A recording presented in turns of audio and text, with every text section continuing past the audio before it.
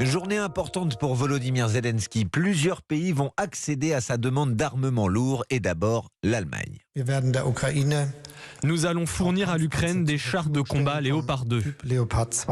Un feu vert donné donc par le chancelier Olaf Scholz pour envoyer à Kiev 14 chars Léopard.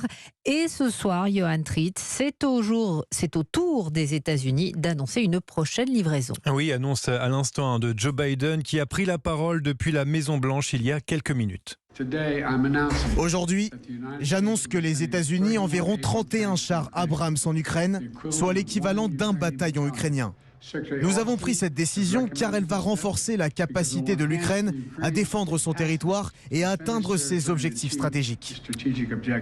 Cela prendra du temps, a-t-il ajouté. Une décision prise après discussion avec les principaux pays de l'OTAN. Le président américain qui a aussi assuré que cette livraison de chars à l'Ukraine n'était pas une menace offensive contre la Russie. Des propos prudents, comme ceux du chancelier allemand Olaf Scholz quelques heures plus tôt. Berlin s'est engagé à envoyer 14 chars Léopard dans les 3 mois. Des tanks lourds et modernes issus des stocks de l'armée. Une livraison de matériel militaire qui n'est pas anodine. Ce sera la première fois que des chars de combat allemands se battent sur un champ de bataille depuis la Seconde Guerre mondiale. Et donc devant les parlementaires, le chancelier a mesuré ces mots. Nous faisons ce qui est nécessaire et ce qui est possible pour soutenir l'Ukraine, mais nous empêchons en même temps une escalade de la guerre entre la Russie et l'OTAN et nous continuerons toujours à observer ce principe.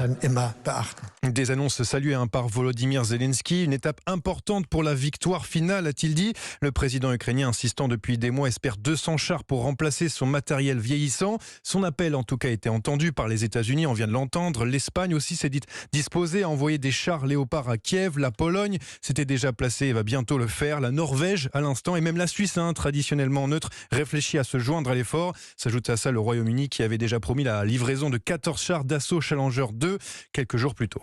Et la Russie, Johan, comment est-ce qu'elle réagit à la décision allemande ? Et la Russie a évidemment tout de suite répliqué. L'ambassadeur russe en Allemagne, Sergueï Netchaev, a déploré une décision extrêmement dangereuse qui va amener le conflit vers un nouveau niveau de confrontation. Et le porte-parole russe, Dmitri Peskov, lui a été encore plus loin. Nous brûlerons tous les chars occidentaux, a-t-il menacé. C'est sans doute un nouveau tournant dans ce conflit. Johan Tritt.